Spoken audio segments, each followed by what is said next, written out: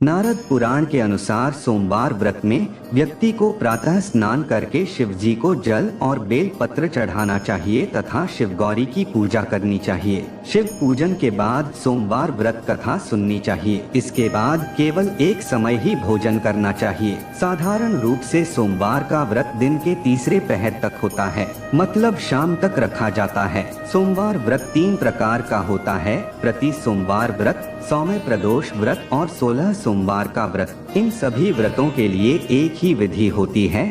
एक समय की बात है, किसी नगर में एक साहूकार रहता था।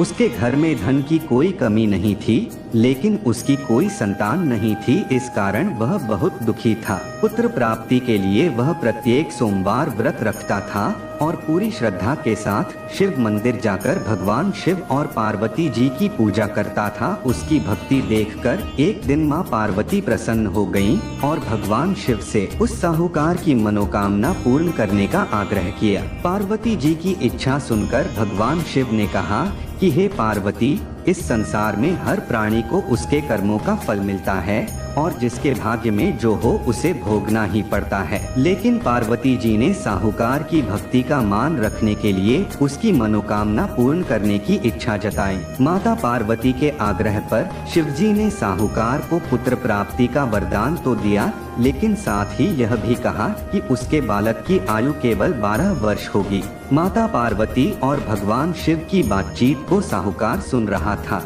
उसे ना तो इस बात की खुशी थी और ना ही दुख। वह पहले की भांति शिवजी की पूजा करता रहा। कुछ समय के बाद साहूकार के घर एक पुत्र का जन्म हुआ। जब वह बालक 11 वर्ष का हुआ तो उसे पढ़ने के लिए काशी भेज दिया गया। साहूकार ने पुत्र के मामा को बुलाकर उसे बहुत सारा धन दिया और कहा कि तुम इस बालक को काशी विद्या प्राप्ति के लिए ले जाओ और मार्ग में यज्ञ कराना। जहाँ भी यज्ञ कराओ वहाँ ब्राह्मणों को भोजन कराते और दक्षिणा देते हुए जाना। दोनों मामा भांजे इसी तरह यज्ञ कराते और ब्राह्मणों को दान दक्षिणा देते काशी की ओर चल पड़े। रात में एक नगर पड़ा जहाँ नगर के राजा की कन्या का विवाह था, लेकिन जिस राजकुमार से उसका विवाह होने वाला था वह एक आंख से काना था। राजकुमार के पिता ने अपने पुत्र के काना होने की बात को छुपाने के लिए एक चाल सोची। साहूकार के पुत्र को देखकर उसके मन में एक विचार आया। उसने सोचा क्यों न इस लड़के को दूल्हा बनाकर राजकुमारी से विवाह करा दूं। विवाह के बाद इसको धन देकर विदा कर दूंगा और राजकुमारी को अपने नगर ले जाऊंगा। लड़के को दूल्हे के वस्त्र पहनाकर राजकुमारी से विवाह कर दिया गया। लेकिन साहूकार का पुत्र ईमानदार था, उसे यह बात न्याय संगत नहीं लगी। उसने अवसर पाकर राजकुमारी की चुन्नी के पल्ले पर लिखा कि तुम्हारा विवाह तो मेरे साथ हुआ है, लेकिन जिस राजकुमार के संग तुम्हें भेजा जाएगा वह एक आंख से काना है। मैं तो काशी पढ़ने जा रहा हूँ। जब राजकुमारी ने चुन्नी पर लिखी बातें पढ़ी तो उसने अपने माता पिता को यह बात बताई। राजा ने अपनी पुत्री को विदा नहीं किया, जिससे बारात वापस चली गई।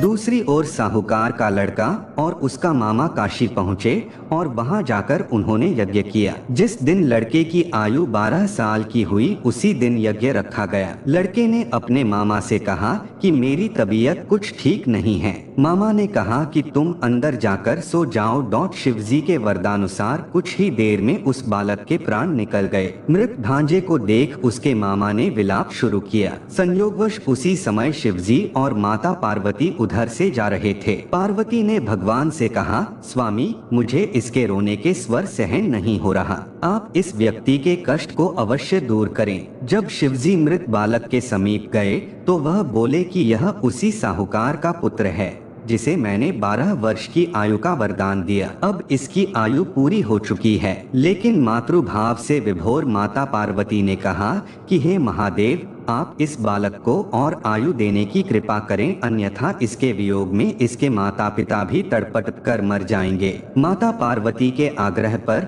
भगवान शिव ने उस लड़के को जीवित होने का वरदान दिया। शिवजी की कृपा से वह लड़का जीवित हो गया। शिक्षा समाप्त करके लड़का मामा के साथ अपने नगर की ओर चल दिया। दोनों चलते हुए उसी नगर में पहुँचे जहां उसका विवाह हुआ था। उस नगर में भी उन्होंने यज्ञ का आयोजन किया। उस लड़के के ससुर ने उसे पहचान लिया और महल में ले जाकर उसकी खातिरदारी की और अपनी पुत्री को विदा किया। इधर साहूकार और उसकी पत्नी भूखे प्यासे रहकर बेटे की प्रतीक्षा कर रहे थे। उन्होंने प्रण कर रखा था कि यदि उन्हें अपने बेटे की मृत्यु का समाचार मिला तो वह भी प्राण त्याग देंगे, परंतु अपने बेटे के जीवित होने का समाचार पाकर वह बेहद प्रसन्न हुए। उसी रात भगवान शिव ने व्यापारी के स्वप्न में आकर कहा, हे श्रेष्ठी, मैंने तेरे सोमवार के व्रत करने और व्रत कथा सुनने से प्रसन्न होकर तेरे पुत्र को लंबी आयु प्रदान की है। इसी प्रकार जो कोई सोमवार व्रत करता है या कथा सुनता और पढ़ता है,